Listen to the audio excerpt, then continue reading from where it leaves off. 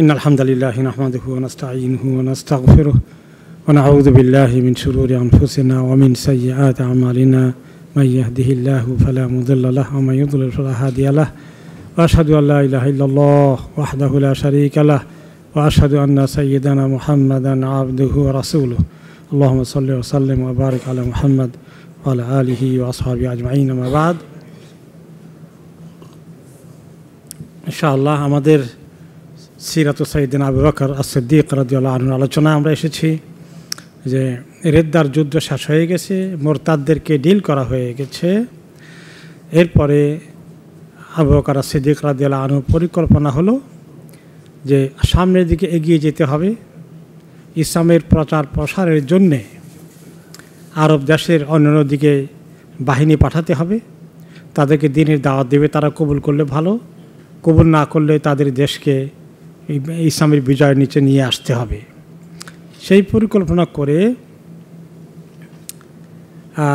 আবু বকর রাদিয়াল্লাহু তাআলা আনহু ইরাকের দিকে, আরবের পরেই মানে জাজিরাতুল আরবের পরেই হলো ইরাক, সেখানেও ইরাকের মধ্যে তখন যারা বসবাস করতো তারা কিছু ছিল আরব আর কিছু ছিল ইরানি পারস্যভাষী, এবং সেটা ছিল ইরাক ছিল তখন পারস্য সম্রাটের অধীনে, কেসরার অধীনে। আর সিরিয়া থেকে ওইদিকে ছিল রোমান বাদশার অধীনে। তো তিনি প্রথমেই ইরাক বিজয়ের জন্য বাহিনী পাঠালেন। তিনি দুইজনকে দায়িত্ব দিলেন, দুইজন সেনাপতি ঠিক করলেন সেদিকে যাওয়ার জন্যে। প্রথমজন হচ্ছেন খালিদ ইবনে ওয়ালিদ রাদিয়াল্লাহু আনহু, যিনি তখন ইয়ামামার রিদ্দার যুদ্ধ শেষে বিজয় লাভ করে সেখানে আছেন। তাকে তিনি বললেন, চিঠি লিখলেন যে তোমাকে ইরাকের দিকে যেতে হবে। তুমি বললেন সির ইলাল ইরাক ওয়া আমারাহু বিআন ইয়াতিয়াল ইরাক মিন আলিহা। ইরাকে যাওয়ার দুইটা রাস্তা আছে, একটা হলো একটু উঁচু এলাকায় পাহাড়ি এলাকা দিয়ে যাওয়া, আরটা হলো যে নিম্নভূমি দিয়ে যাওয়ার আরেকটি ঘুরে আরেকটি রাস্তা আছে। তখনকার বর্তমান সৌদি আরব থেকে ইরাকে যাওয়ার তখন দুইটা রাস্তা ছিল। তো তিনি বললেন যে তুমি উপরের রাস্তা দিয়ে যাও, পাহাড়ি রাস্তা অতিক্রম করে যাও। আর বললেন যাওয়ার সময় তুমি যতদূর পারো লোকদেরকে দ্বীনের দাওয়াত দিতে দিতে, ইসলামের দাওয়াত দিতে দিতে তুমি ইসলামে তাদেরকে ঢুকানোর চেষ্টা করো।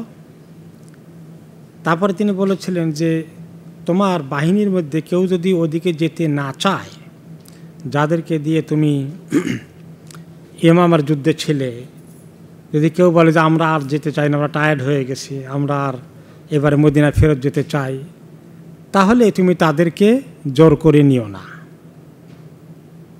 জোর করে নিও না। কোনো সৈন্যবাহিনীকে যদি জোর করে পাঠানো হয় তাহলে তাদের মনোবল ঠিক থাকে।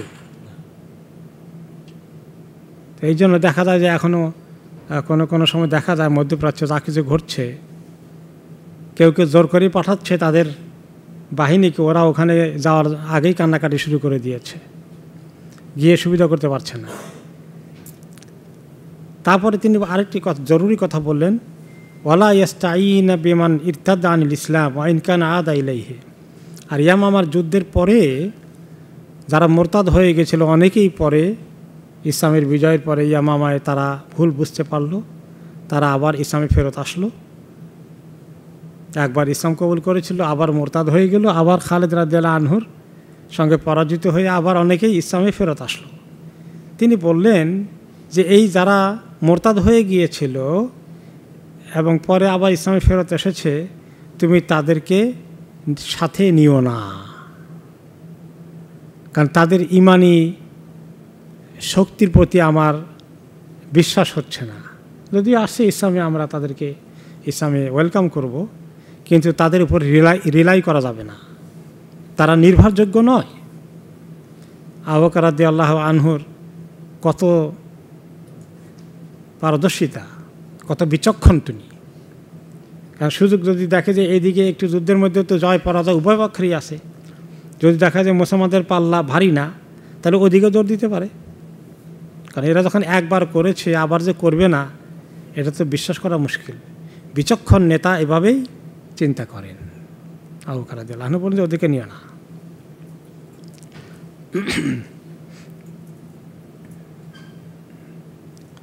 এরপরে আবু বকর রাদিয়াল্লাহু আনহু নিজে আবার মদিনায় আরেকটি বড় বাহিনী তৈরি করতে থাকলেন, কারণ খালিদ ইবনে ওয়ালিদ ওখানে যে গিয়েছেন ইয়ামামার যুদ্ধে, সেখানে যে নাম্বার ছিল তার তুলনায় এখন তো পারস্য শক্তির সঙ্গে মোকাবিলা হবে, তাই না?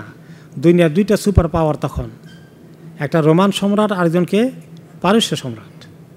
তার সঙ্গে তো এই বাহিনীর মধ্যে অনেকে শহীদ হয়ে গেছেন, অনেকে আহত হয়েছেন, নাম্বার কমে গেছে, আর এখন অনেক বিশাল বাহিনী মোকাবিলা করতে হবে। তিনি মদিনার থেকে আরও নতুন বাহিনী জোগাড় করতে থাকলেন তাদেরকে পরবর্তী পর্যায়ে পাঠানোর জন্যে, এবং পাঠানো শুরু করে দিলেন। তো এই একটা হলো, খালিদ ইবনে ওয়ালিদকে ঢুকতে বলেন ইরাকে পাহাড়ি অঞ্চল দিয়ে। আরেকজন কমান্ডার নিযুক্ত করলেন তিনি হচ্ছেন আয়াদ ইবনে গানাম। ওনাকে তিনি লিখে পাঠালেন। তিনি তখন আরেকটি সাইডে ছিলেন, হেজাজের প্রান্তে ছিলেন তিনি তখন, মোরতাদেরকে সেখানে দমন করছিলেন। ওনাকে চিঠি লিখলেন যে তুমি ইরাকে যাও, প্রবেশ করো, যেটা মোটামুটি নিম্নভূমি দিয়ে যাওয়ার যে সমতল ভূমি দিয়ে যাওয়ার যে ব্যবস্থা, তুমি ওখান দিয়ে ঢুকো, দুইজন দুই দিক থেকে যাও। তারপরে তিনি বললেন ওখানে যেতে যেতে তুমি এদিক থেকে যাবা আর খালিদ ওই দিক থেকে আসবেন, দুইজনে তোমাদের একসঙ্গে অমুক জায়গায় গিয়ে তোমরা মিলিত হবা। আর যেতে যেতে যাওয়ার পথে ছোটোখাটো কবিলা যেগুলো আছে এগুলা তোমাদের বিজয় হবে, ইসলামের দাওয়াত পৌঁছিয়ে দিবা। আর না হলে তারা যদি ইসলাম কবুল না করে যুদ্ধ করতে হবে, আর সেখানে এগুলা তোমাদের ইসলামী রাষ্ট্রের আন্ডারে নিয়ে আসবা। তারপর তিনি বললেন বিদায় দিচ্ছেন ইয়াদ ইবনে গানামকে, মদিনা থেকে বিদায় দিচ্ছেন বা ওই দিক থেকে বিদায় দিচ্ছেন। দেওয়ার পরে বললেন বা চিঠিতে লিখে দিয়েছিলেন যে তুমি, উনি রওনা করে দিয়েছেন, আবার ডাকলেন একটু থামো, কথা শোনো। ওয়াযিন লিমান শাআ বিরুজু ওয়ালা তাস্তাফতিহা বিমুতাকারে, তুমি যদি দেখো তোমার সঙ্গে যে বাহিনীকে দিয়েছি কেউ কেউ তারা যেতে চাচ্ছে না, তাদের হিম্মত কুলায় না, তারা একটুখানি ইতস্তত করছে, মনোবল মজবুত না, তাহলে এদেরকে মদিনা পাঠাই দাও, দরকার নেই এগুলোকে নেওয়ার। যুদ্ধের ময়দানে যাবে, হিম্মত যদি না থাকে, দোদুল্যমান থাকে, কি ভালো কোনো মুজাহিদ হবে নাকি? তাহলে তুমি কাউকে জবরদস্তি যুদ্ধ করার দরকার নাই। যে ব্যক্তি যুদ্ধ জাহাজে যেতে আল্লাহর রাস্তায় জান দিতে প্রস্তুত আছে তাকে নাও, যে ইতস্তত করে তাকে নেওয়ার দরকার নেই। তারপরে পরবর্তী পর্যায়ে আবু বকর সিদ্দিক চিঠি লিখে পাঠালেন দুইজনকেই।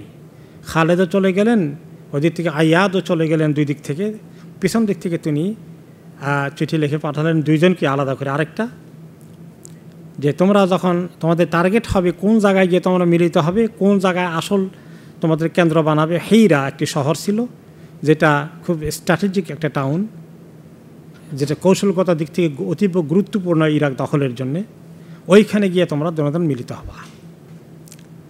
তারপরে তিনি বলে দিলেন ফা আইয়ুহুমা সাবাকা ইলাল হিরা ফাহু আমিরুন আলা সাহিবিহি, যে ব্যক্তি আগে, তুমি একজন খালেদ গেছে ওদিক থেকে, তুমি এদিক থেকে আয়াদ, তোমাদের দুইজনের যে আগে গিয়ে পৌঁছবে, ওই যেখানে জমায়েত হওয়ার কথা, যে আগে যাবে সে হয়ে যাবে প্রধান কমান্ডার,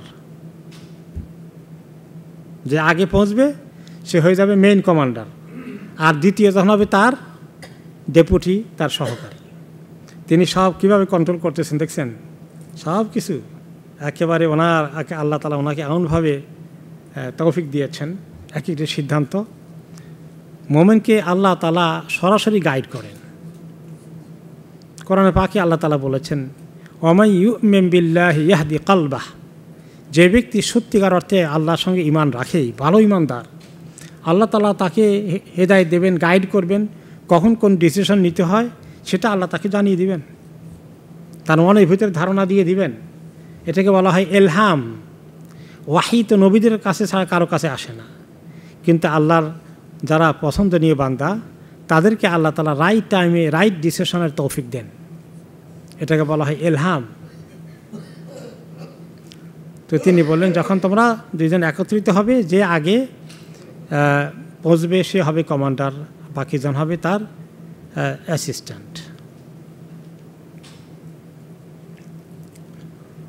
তারপরে তিনি বললেন, ওখানে একত্রিত হয়ে তোমরা যেটা করবে, তোমরা দুই দলে ভাগ করে দিবে, তোমাদের দোনো বাহিনীকে মিলিয়ে ভাগ করে দুই ভাগ করবে। এক ভাগ পেছনে রেখে দেবে, আরেক ভাগ সামনের দিকে এগিয়ে যাবে। সামনে যে বাহিনী যাবে তারা তো সরাসরি যুদ্ধের মধ্যে জড়িয়ে পড়বে।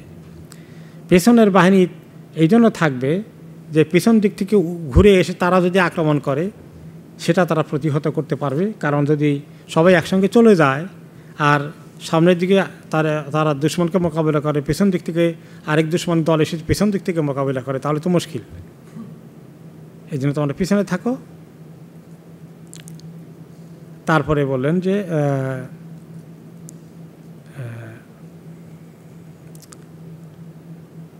তোমাদের টার্গেট থাকবে গিয়ে তাদের যে রাজধানী আছে মাদায়েন ছিল তখন, পারস্য সম্রাটের রাজধানী মাদায়েন, সেখানে যাওয়া পর্যন্ত তোমরা এইভাবে থাকবে। এরপরে আরেকজন কমান্ডার আল মুসান্না ইবনে হারিসা, তিনি আবু বকর রাদিয়াল্লাহু তাআলা আনহুর কাছে এসেছিলেন ইতিমধ্যেই। খালিদ রাদিয়াল্লাহু আনহু এবং আয়াদ রাদিয়াল্লাহু আনহু ওদিকে রওনা করার আগেই চলে যাওয়ার পরে তিনি ইতিমধ্যে মদিনা এসে পৌঁছেছিলেন। তিনি ওই লোকাল এলাকায় ইয়ামামার পরে ইরাকের পাশে যে অঞ্চলগুলো আছে আরব কবিলাগুলো, সেখানকার একজন বড় লিডার মুসান্না ইবনে হারিসা, তিনি আসলেন আবু বকর রাদিয়াল্লাহু আনহুর কাছে। এসে বললেন, এ বাসনি আলা কওমি, আপনি এক কাজ করেন, আমার ওই যে এলাকা আছে, ওই এলাকা অনেকগুলো কবিলা আছে, সে এলাকায় আমি বসবাস করি, আপনি যদি চান আমাকে সেখানকার দায়িত্ব দিতে পারেন। আমি সেদিক থেকে তাদের সঙ্গে, খালেদের সঙ্গে জয়েন করে কি করতে হয় আমি তাদেরকে আমার বাহিনী নিয়ে যেতে পারি। ওকে, তো তখন আবু বকর রাদিয়াল্লাহু তাআলা আনহু একমত হলেন। মুসান্নাকে তিনি দায়িত্ব দিলেন যে তুমি যাও, পিছনের দিক থেকে গিয়ে খালেদকে পরবর্তী পথে জয়েন করবা।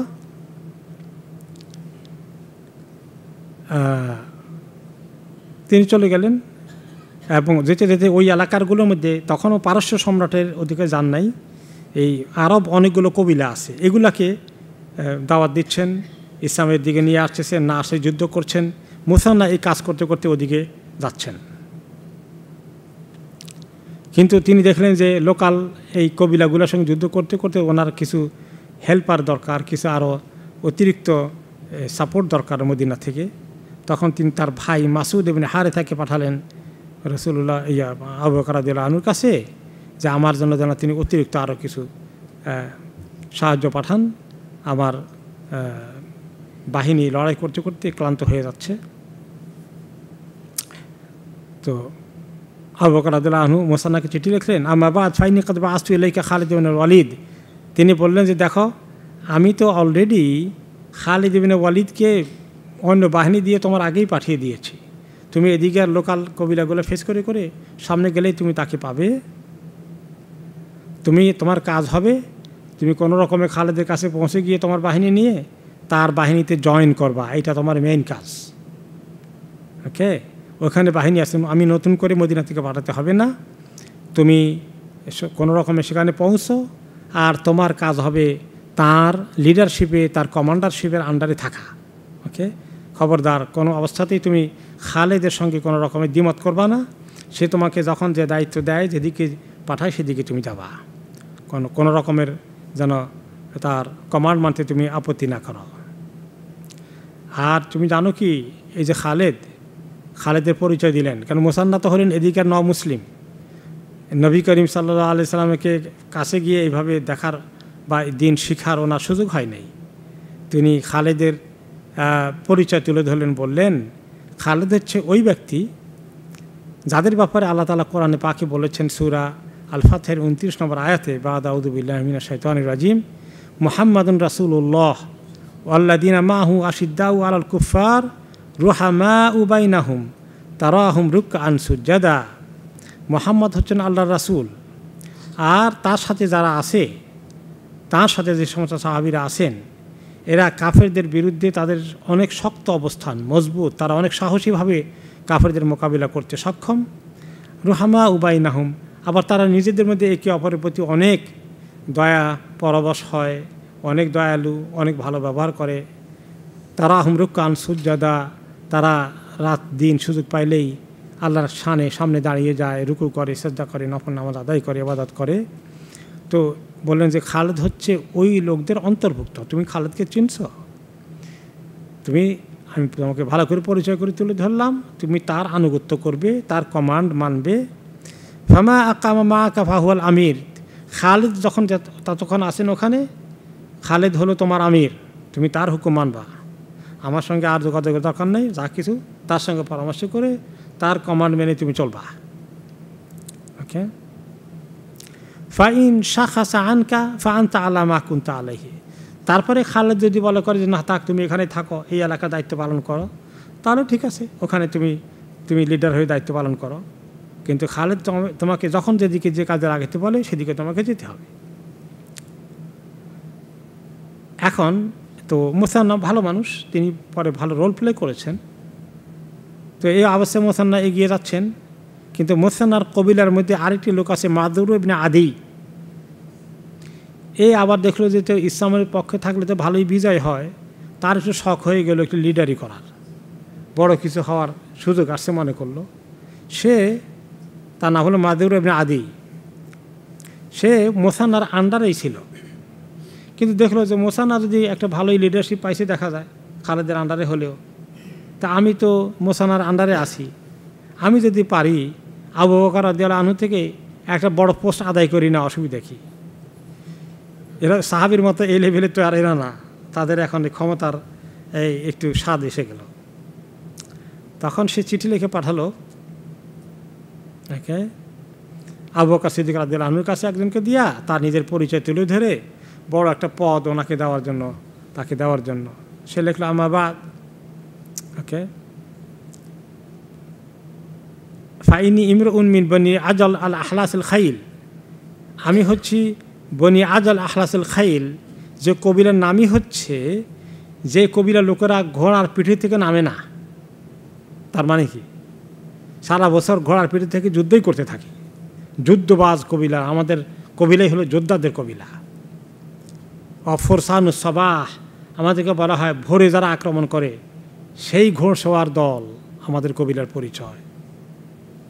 ওকে। আমার কাছে আমার কবিলার অনেক কমপক্ষে 100 এমন লোক আছে আমার কবিলার ভিতরে, আমার অনুগত, একাই 100, একজন 100 জনের মোকাবিলা করতে পারবে, এইরকম লোক আমার পিছনে এক বাহিনী আছে। ওয়ালি আলমুন বিল বালাদে, আর আমার জানেন তো যে এলাকায় আপনি পাঠাচ্ছেন এগুলো ব্যাপারে তো আমার অনেক অভিজ্ঞতা আছে, সব চিনি আমি। ও জাররাউন আলাল হারবে, আমি যুদ্ধের মধ্যে অসম্ভব সাহসী সৈনিক। বাসারুন বিল আরদ, আর জমিন সম্পর্কে, স্ট্র্যাটেজিক সম্পর্কে, কোথায় কী করতে হবে, ভৌগোলিক জ্ঞান, এসব আমার একেবারে ছোটস্থ। ফাওয়াল্লিনি আমরা সাওয়াদ আকফিকাহু ইনশাআল্লাহ, এই গোটা ইরাক বিজয়ের দায়িত্বটা আমাকে দিয়ে দেন, আমি আপনার জন্য সব করে দেব। ওকে। তো এই যে সে নড়াচড়া করতেছে মুসান্না, উনি ভালো মানুষ, উনি অনেক বড় ভালো মুখলেস, এবং পরে উনি অনেক রোল প্লে করেছেন। কিন্তু এই মুসান্নার কবিলার এই দুষ্ট লোকটি মাদুর ইবনে আদি, সে এখানে তার দেখলো যে মুসান্না কেন হবে লিডার আমি হই, ক্ষমতার স্বাদ পেতে একটু। তখন এটা টের পেলেন মুসান্না যে সে তো কোন উল্টাপাল্টা করেই ফেলে। আবু বকর রাদিয়াল্লাহু আনহু তো মদিনায় আসেন, শেষে কোন দায়িত্ব আনি কোন ভেজাল করে। তিনি চিঠি লিখে পাঠালেন আবু বকর রাদিয়াল্লাহু আনহুর কাছে। চিঠির মধ্যে লিখলেন, ইন্না ইমরান মিন কওমি ইউকালু লাহু মাদুর ইবনে আদি আহাদু বনি আজল ফি আদাদিন ইয়াসির, যে আমার কওমের মধ্যে, আমার এলাকার মধ্যে, আমার গোষ্ঠীর বা কবিলার মধ্যে এক লোক আছে এই নামে, তার অল্প কিছু ফলোয়ার আছে, এত আহামরি কিছু না। ওয়াইনাহু আকবালা ইউনাজিউনি ওয়া ইউখালিফুনি, সে আমার বাহিনীতে ছিল, কিন্তু দেখা গেল যে সে আমার সঙ্গে শুরু করে দিয়েছে মানে কম্পিটিশন, আমার আনুগত্য করেও না, নিজে কিছু বড় কিছু হওয়ার তালে আসে, আমি তো তাকে ডিল করতে বড় মুশকিলে পড়ে আছি। আহবাবতা এলামাকা যালিকা লিতারা রায়কা ফীমা হুনালিক, আমি আপনাকে জানাই দিলাম, উনি জানেন না যে এই যে যোগাযোগ করছে ইতিমধ্যে আবু বকর রাদিয়াল্লাহু আনহুর সঙ্গে, ওনার ভিতরে আসলে যে এই তো গণ্ডগোল করতেছে, কোনখান দিয়ে কোন মুসিবত ফালাই দেয়, একটা আমরা এত বড় শক্তির মোকাবিলা করতে যাচ্ছি। তো এখন আমি জানাইলাম আপনাকে, আবু বকর রাদিয়াল্লাহু আনহুকে মুসান্না বললেন, লিতারা রায়কা ফীমা হুনালিক, আপনি যেটা ভালো মনে করেন সেটা করেন। তো তার পরিচয় আপনাকে আমি লিখে দিলাম। খুব ভদ্রভাবে ইনফরমেশন দিলেন, খুব যে না তারে সবাই খবর দা, তাকে দায়িত্ব দিয়েন না, এরকম আবার তিনি বলেন নাই। কারণ তিনি জানেন আবু বকর রাদিয়াল্লাহু আনহু অত্যন্ত বুদ্ধিমান, জ্ঞানী, বিচক্ষণ একজন খলিফা। তো তার ইনফরমেশন থাকা দরকার, আমি ইনফরমেশন দিলাম, এখন সিদ্ধান্ত উনি নেবেন। আমি চাপাই দিয়ে না তারে দায়িত্ব দিয়ে না, তাহলে তো আমার দুর্বলতা ধরা পড়ে যে আমি বোধহয় টেনশনে আসি, আমার পদ নিয়ে কেউ টানাটানি করে কিনা। তিনি ভদ্রতা মেনটেন করে চিঠি দিলেন। তো ইতিমধ্যেই মাজউরকে মদিনা তখন আসে, তার নিজের দরখাস্ত সে দিল, তাকে ডেকে আবু বকর রাদিয়াল্লাহু আনহু বললেন, ফাকাদ আতানি কিতাবাকা, আচ্ছা মাজউর তুমি আসছো, তুমি আমার কাছে যেটা লিখে পাঠিয়েছ এটা আমার কাছে আসছে, তোমার বক্তব্য আমি শুনছি, তুমি কি চাও। ফাহিম তোমা দেখারতা, তুমি যা উল্লেখ করেছো এটা আমি বুঝতে পেরেছি। ওয়ান তাকা মা ওয়াসাফতা নাফসাকা আশিরা তাকা নি'মাল আশিরা, তো তুমি তো তোমার কবিলার মধ্যে তোমার অনেক শান শওকত আছে, তুমি এগুলো বলেছ, ভালো, খুব ভালো কথা। তোমার কবিলা যদি এত শৌর্য বীর্য থাকে ভালো কথা, কিন্তু আমি এক কাজ করি, ওয়াকাদ রাআইতু লাকা আন তানদামা ইলা খালিদ ইবনুল ওয়ালিদ, তুমি মুসান্নার ওখানে গিয়া ঠেলাঠেলি দরকার নাই, তোমার যখন এত কিছু আছে এগুলো নিয়ে তুমি খালেদের সরাসরি খালেদের আন্ডারে চলে যাও, খালিদ ইবনুল ওয়ালিদের আন্ডারে চলে যাও। ওকে, যতক্ষণ সে ইরাকে আসে তুমি তার আন্ডারে থাকবা, তুমি মুসান্নার ওখানে থাকার দরকার নেই। আর খালিদ যখন যেদিকে চলে যাবে তুমি তার পেছনে পেছনে সেদিকে যাবা।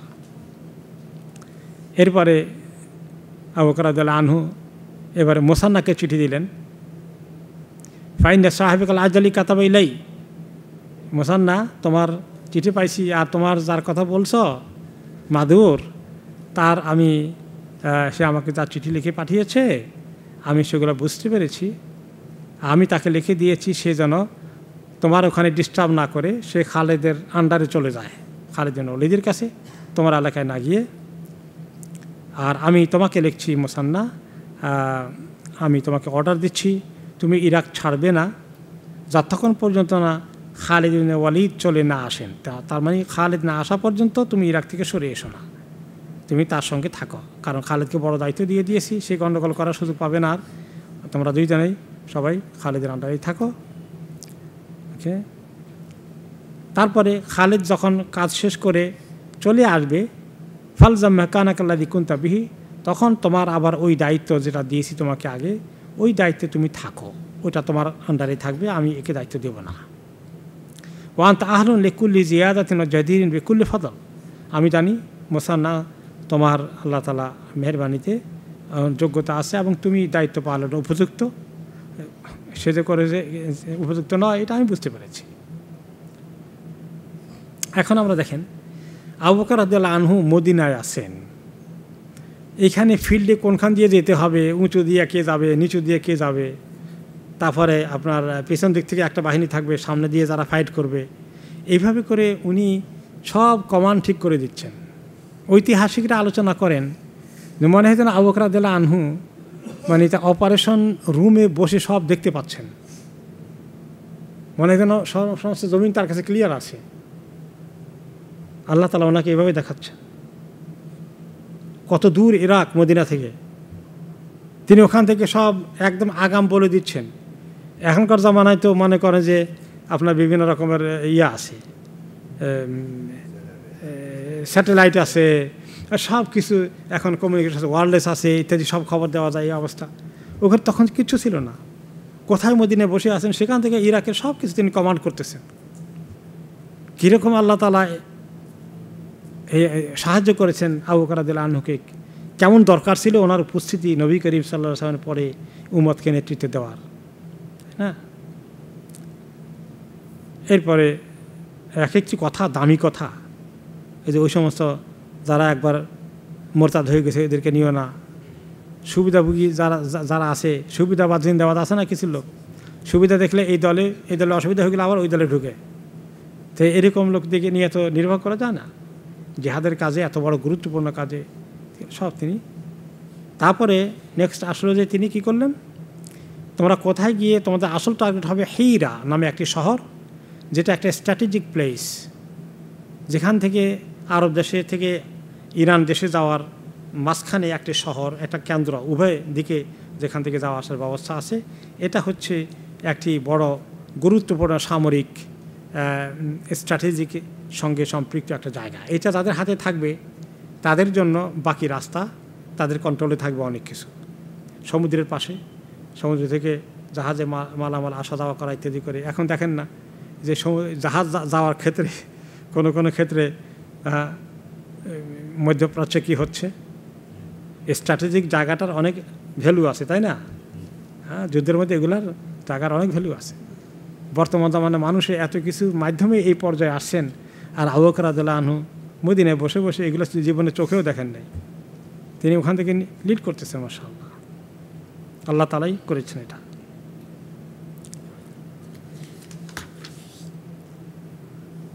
তাহলে হিরা ছিল কালবুল ইরাক, ওকে, এবং এটার কাছেই, তাকে বেশি দূরে নয়, যে মেইন রাজধানী যেটা ছিল মাদিয়ান, আপনার ইরানের পারস্য সম্রাটের যে রাজধানী, তার কাছেই এই বন্দরের অবস্থান।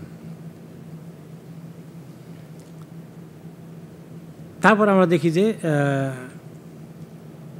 এক পর্যায়ে গিয়া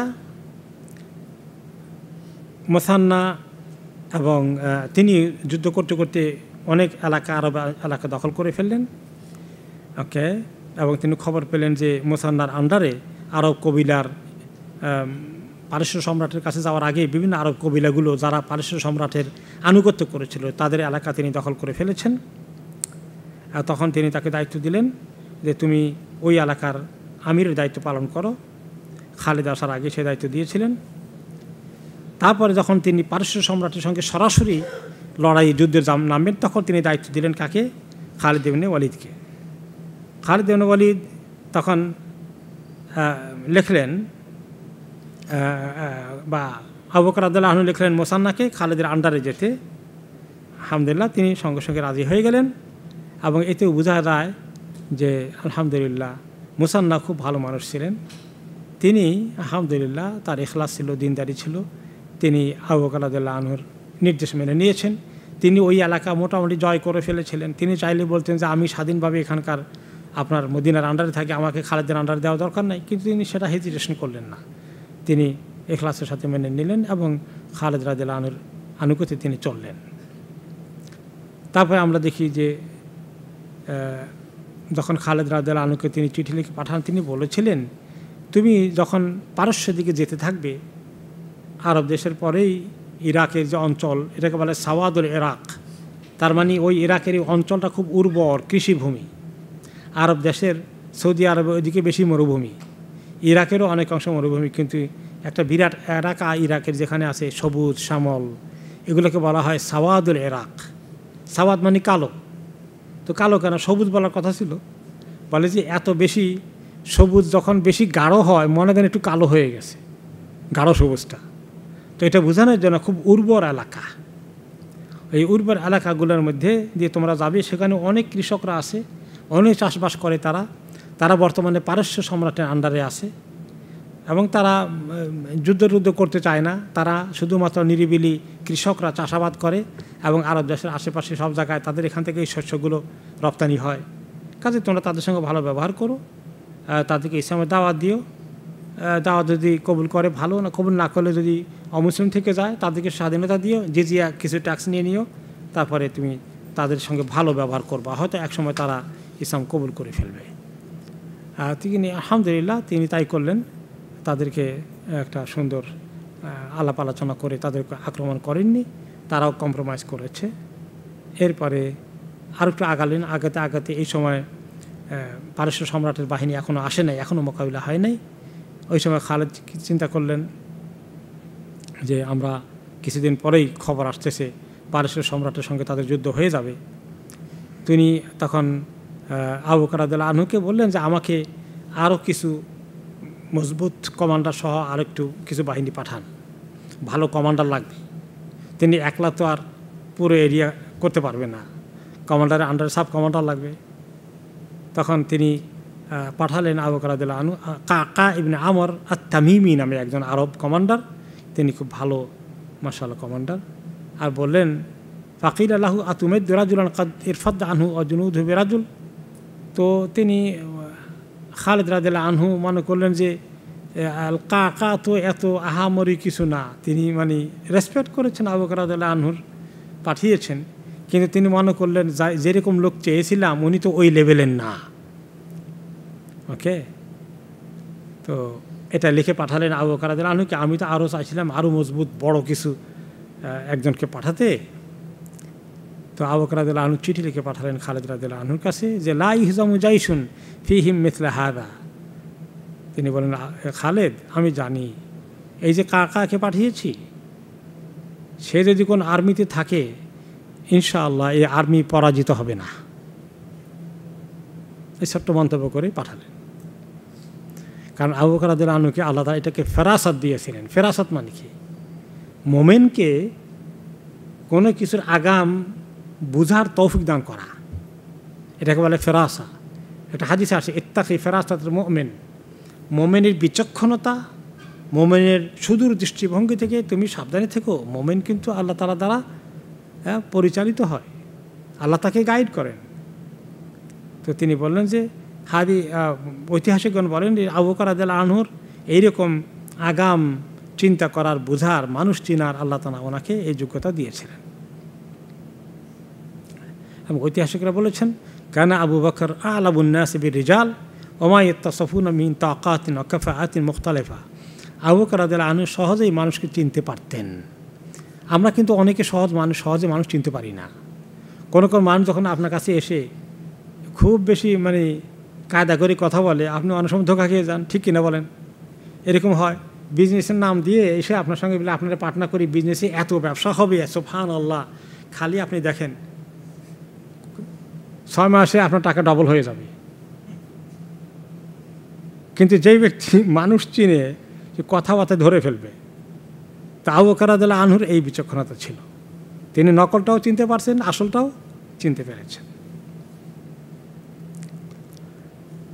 এরপরে খালিদ রাদিয়াল্লাহু তাআলা আনহু আসলেন, ইরাকে পৌঁছে গেলেন, যেটা তখন পারস্য সম্রাটের আন্ডারে অলরেডি।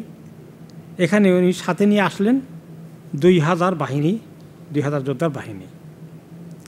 এরা অনেকেই মোরতাদদের সঙ্গে যুদ্ধ করেছিলেন, তারা সহকারে 2000 নিয়ে আসলেন। পরবর্তী পর্যায়ে আরও কিছু কবিলার থেকে আরও যোগ হয়ে গেল 8000, বিভিন্ন কবিলা থেকে। পরে আবু বকর রাদিয়াল্লাহু আনহু আরও পাঠালেন। ওকে, তো এতে করে প্রায় 8000 আরও আসলো। ওয়াকাতাবা ইলা সালাসা মিন উমারা ফিল ইরাক কাদ ইজতামাআতহুম জুয়ুশুন লিগারদিল জিহাদ। ওকে, আরও ওখান থেকে 3 জন আরও ইরাকের বিভিন্ন কবিলার লোকদের কাছে তিনি থেকে পাঠালেন, তারাও মানে আরও কিছু লোক নিয়ে আসলো। এতে করে শেষ পর্যন্ত লোক হয়ে গেল, মুসলমানদের বাহিনীর সংখ্যা হয়ে গেল তখন 18,000, সব মিলে 18,000 বাহিনী তৈরি হয়ে গেল। এবং তারা সবাই চিন্তা করলো কোন জায়গায় গিয়ে এই বাহিনী একত্রিত হবে। এবং খালিদ রাদিয়াল্লাহু তাআলা আনহু বাহিনী নিয়ে আরম্ভ করার আগে রওনা করে দিবেন, ফাইনাল যুদ্ধের দিকে যাবেন। তিনি তখন হুরমুজকে লিখলেন। হুরমুজ ছিল ইরাক এলাকায় পারস্য সম্রাটের গভর্নর এবং সেনাপতি। তার আন্ডারে এই আরবের ইরাকের অংশটুকুন আছে, বাকি তার সম্রাট তো আছে, তাদের পারস্য সম্রাট আছে ইরানের ভিতরে, কিন্তু আরবদের ইরাকের যে এরিয়াটা এটা তার আন্ডারে ছিল। এইখানকার এই পুরো এরিয়ার কমান্ডার বা গভর্নর ছিল হুরমুজ। তাকে তিনি চিঠি লিখে পাঠালেন খালিদ রাদিয়াল্লাহু আনহু, ওয়ার্নিং দিলেন, আম্মা বাদ ফাসলিম তাসলাম। হুরমুজ, তুমি ইসলাম কবুল করে ফেলো, তুমি সেফ থাকবে, তুমি নিরাপত্তা পাবে। ও আতাকিদ লিনাফসিকা কওমিকা যিম্মাহ, তুমি তোমার এবং তোমার নিজের এবং তোমার কওমের সবার নিরাপত্তা নিশ্চিত হয়ে যাবে তুমি যদি ইসলাম কবুল করো। ওকে, তা না হলে ও আকরেদ বিল জিজিয়া, আর যদি তুমি সেটা কবুল না করতে চাও, তুমি ইসলাম কবুল করবে না, আমি তো জোর করে কাউকে ধর্মান্তরিত করব না, তাহলে তুমি আমাদের বশ্যতা স্বীকার করবে, আমাদের আন্ডারে থাকবে এবং যে জিজিয়া কর ট্যাক্স দেওয়া লাগে সেটা দেবে, এবং তুমি পারস্য সম্রাটের থেকে সরে এসে আমাদের আন্ডারে তোমার দায়িত্ব পালন করবে। এটা তার সঙ্গে তুমি আর যেতে পারবে না, এদিকে তোমাকে অ্যাগ্রি করতে হবে। এটা হলো আরেকটি অপশন। ওকে, আর এই যদি কোনো দুইটার একটা না নেও, ফালা তালুমান্না ইল্লা নাফসাকা, তাহলে তোমার যখন বিপদের দিন আসবে, হ্যাঁ, তখন তুমি নিজেকেই শুধুমাত্র ভৎসনা করবে, আর কাউকে করো না। এই দুই সিদ্ধান্তের বাইরে 3 নম্বরটা যদি নাও, যে ইসলামও কবুল করবো না, তোমাদের সঙ্গে আত্মসমর্পণ করে মেনে নিব না, বশ্যতা স্বীকার করবো না, এই দুটোটা যদি না করো, তাহলে 3 নম্বরটা হলো তোমার জন্য হালাক আসতেছে, সেখানে কেউ তোমাকে বাঁচাতে পারবে না। ফাকাত জিতুকুম বিকাউমিন ইউহিব্বুনাল মাউত কামা তুহিব্বুনাল হায়া, তুমি জানো আমার সঙ্গে যে বাহিনী নিয়ে আসছি, তুমি যেভাবে যে বেঁচে থাকতে খুব চাও, তারা আল্লাহর রাস্তায় শহীদ হইতে এরকম চায়, তারা এইভাবে মরতে চায় আল্লাহর রাস্তায়। তুমি হিসাব করো। খালিদ বিন ওয়ালিদ এখানে কি করলেন? দুশমনকে যদি মানসিকভাবে দুর্বল করে দেওয়া যায়, এটা একটা ভালো স্ট্র্যাটেজি, তাই না? দুশমনকে এরকম করে তিনি হিম্মত যাতে তার বেশি না থাকে, এটা তিনি লিখে পাঠালেন। আসলে বাস্তবতেও তিনি তাই মিন করেছেন। ওকে, এরপরে তিনি পৌঁছে গেলেন তার এলাকা, সে সাড়া দিল না। তিনি তার বাহিনীকে 3 ভাগে বিভক্ত করলেন, খালিদ রাদিয়াল্লাহু আনহু। ওকে, 3 ভাগকে 3 দিক থেকে আগানোর কথা বললেন, একই রাস্তা দিয়ে যান নাই। ওকে, 3 ভাগ করে 1 ভাগের কমান্ডার বানালেন মুসান্নাকে, আরেক ভাগের কমান্ডার বানালেন আদি ইবনে হাতেম আত-তাইকে, সাহাবি, যিনি তৈ কবিলা থেকে হাতেম তাইর ছেলে, ইসলাম খ্রিস্টান হয়ে গেছিলেন, পরে ইসলাম কবুল করলেন। হাতেম তাই ছেলে আদি ইবনে হাতেম। এই দুইজনকে 2 ভাগ দিয়ে 2 দিকে দিলেন। আর খালিদ রাদিয়াল্লাহু তাআলা আনহুমা তার বাহিনী, তার নিজের আন্ডারে একটা কমান্ডে একটা রাখলেন, রেখে বললেন যে আমরা হুদাইর এলাকায় গিয়ে জমায়েত হব, যেটা বসরা থেকে 4 মাইল দূরে ছিল। ওই এলাকায় গিয়ে আমরা জমায়েত হব, সেখানে গিয়ে আমরা একসঙ্গে তাদের বিরুদ্ধে আমরা যুদ্ধ করব। ইতিমধ্যেই হুরমুজ, পারস্য সম্রাটের যে গভর্নর বা জেনারেল এই এলাকায় আছে, সে খবর পেয়ে গেল যে খালিদ বিশাল বাহিনী নিয়ে চলে আসতেছে, আল হাদির এলাকায় সে অবস্থান নেবে এবং সেখান থেকেই সে যুদ্ধ শুরু করে দিয়ে এদিকে আগাতে থাকবে। তো সে চিন্তা করলো সেই যুদ্ধ শুরু করার আগে আমরাই যুদ্ধ শুরু করে দেই, তাহলে আমরা বিজয় লাভ করব। তারা প্রস্তুতি নেওয়ার আগে আমরা হাজির সেখানে গিয়ে। এবং সে তার 2 জন নাম করা কমান্ডার 2 ভাষা রাখলো, একজন নাম হলো কাব্বাদ, একজন আবু শাজান। তারপরে খালিদ রাদিয়াল্লাহু তাআলা আনহুর ওকে যখন খবর পেলেন যে হুরমুজ ওদিকে আসতেছে, তিনি আরেক সাইডের দিকে একটু সরে গেলেন, স্ট্র্যাটেজি ঠিক করলেন, কাজেমা এলাকার দিকে চলে গেলেন। এবং বা সেখানে সে কী করলো, সে গিয়ে এমন একটা জায়গায় অবস্থান নিল যেখানে পানিগুলো তার কন্ট্রোলে থাকবে। আর মুসলমানরা এসে যখন দেখবে তখন তাদের কাছে পানি নেই। মরুভূমির দেশে, আরব দেশে যদি পানি না থাকে তখন কি উপায় হবে? তো হুরমুজ এই চিন্তা করে পানিটাকে ব্লক করে সে অবস্থান নিল। আর খালিদ আসলেন, বেচারার কাছে ওদিকে আর পানি টানি নাই।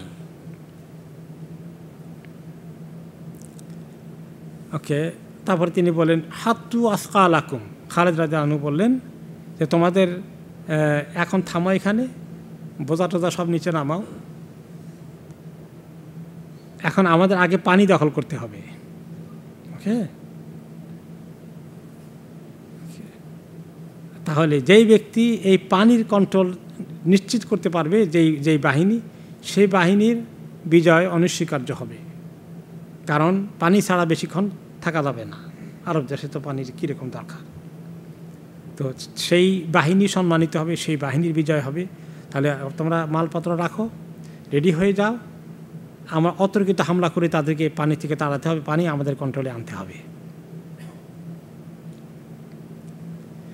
এরপরে তারা মালপত্র রেখে আর দেরি না করে আলহামদুলিল্লাহ তারা শুরু করে দিলেন, ধেয়ে গেলেন দুশমনদের দিকে, এবং তারা একযোগে তিন বাহিনী তিন দিক থেকে আক্রমণ শুরু করে দিলেন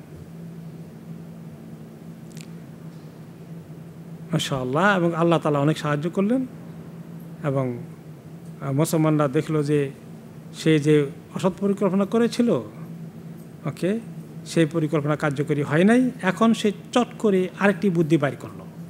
সে খুব দুষ্ট ছিল যে এটা তো আমার স্ট্র্যাটেজি ফেল হয়ে গেল, এখন আরেকটা করলো যে বাধা যুদ্ধের দরকার নাই, খবর পাঠালো আমি আর খালেদ মোকাবিলা করব।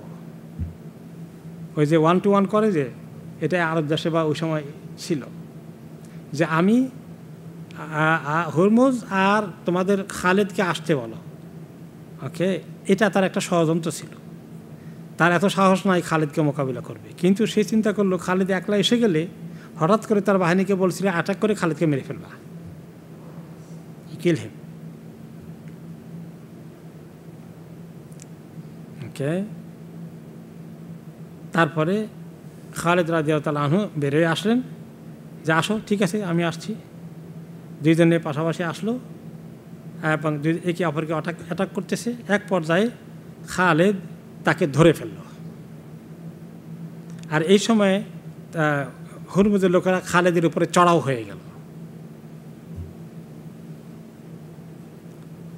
তারা মেরে ফেলবে। কিন্তু যখনই মুসলমানরা টের পড়ল, কাকা ইবনে আমর, যাকে আবু বকর সিদ্দিক পাঠিয়েছিলেন মদিনা থেকে, উনি খুব স্মার্ট ছিলেন। উনি এক গ্রুপ নিয়ে সঙ্গে সঙ্গে ঘোড়া সওয়ার একটা নিয়ে চলে আসলেন।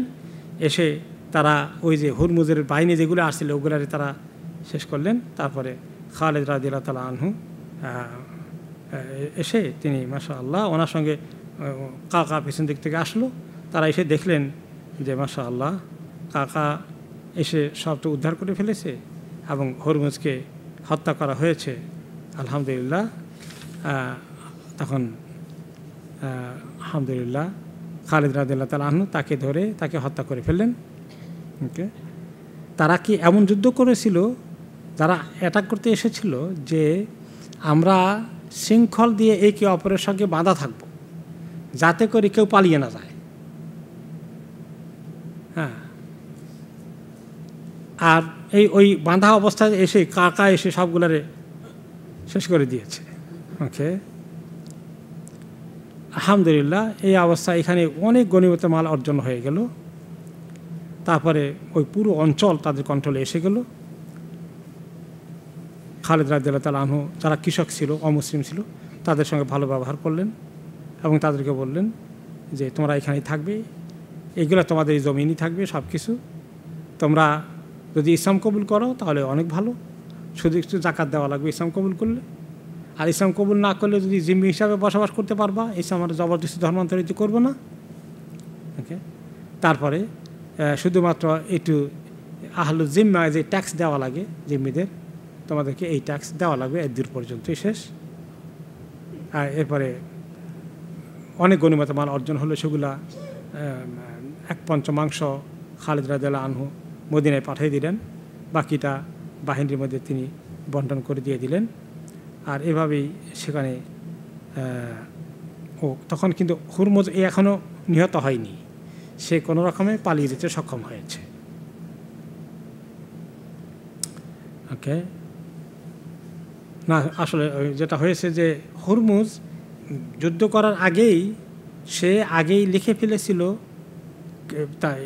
বাদশার কাছে, পারস্য সম্রাটের কাছে, যে বিরাট বাহিনী নিয়ে আসছে, আমার বাহিনী টিকতে পারবে না তার সাথে, আপনি আরও বড় বাহিনী পাঠান।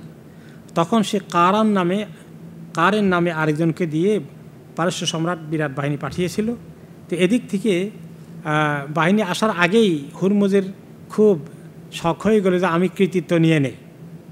তখন সে যুদ্ধে যখন আসার পরে কারেন্ট আসার আগেই যুদ্ধ শুরু করে দিল, দিয়ে তো তার মুসিবত হয়ে গেল।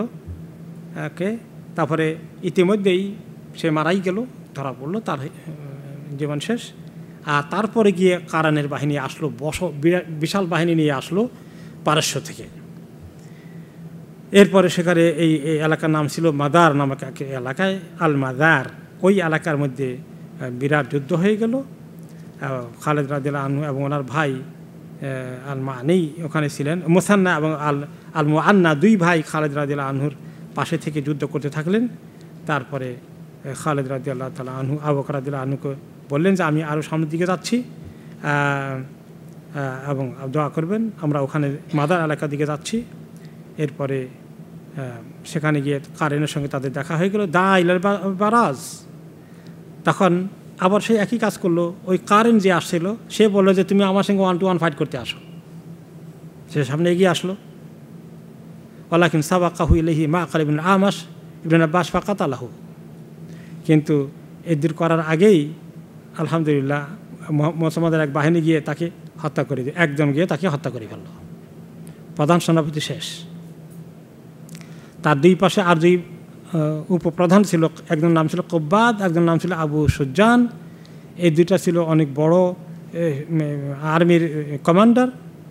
দুইজন মুসলমান গিয়া একজন কব্বাদকে শেষ করে ফেলল, তিনি হলেন আদি ইবনে হাতেম, তিনি কব্বাদকে খতম করলেন। আর আবু সুজান তাকে খতম করে দিল আসিম ইবনে আমর তামিমি। এবং তারপরে দুই বাহিনীর মধ্যে প্রচণ্ড যুদ্ধ শুরু হয়ে গেল।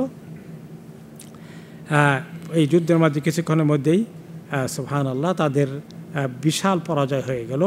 এবং এই যুদ্ধে তাদের প্রায় 30,000 লোক নিহত হয়ে গেল।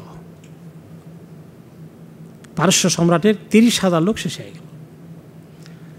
আর বাকিগুলো পরবর্তী পর্যায়ে দেখল 30,000 গেছে, বাকিগুলো দৌড়ে গিয়ে পালিয়ে ওই বন্দরে যে সমস্ত জাহাজ ছিল নোঙ্গর করা সেগুলোতে উঠে কোনো রকমে তারা বাকিগুলো ইরানের দিকে চলে গেল। আর পুরো এলাকা মুসলমানদের আন্ডারে চলে আসলো, অনেক গনিমতের মান অর্জন হয়ে গেল। এইখানেই পারস্য সম্রাটের আরেকটি বড় কমান্ডার শেষ, তারাও পরাজিত হলো। কিন্তু এখনও পুরো পারস্য বিজয় হয়নি। এবং এইটার খবর যখন পারস্য সম্রাটের কাছে গেল, তখন সে আরও বিশাল বাহিনী নিয়ে আরেক দল পাঠালো। সেই যে কমান্ডার পাঠিয়েছিল তার নাম ছিল আন্দারজারগার আলী, আন্দারজারগার তার নাম ছিল। সে অনেক নাম করা বড় সেনাপতি, আসল সেনাপতি পারস্য সম্রাটের।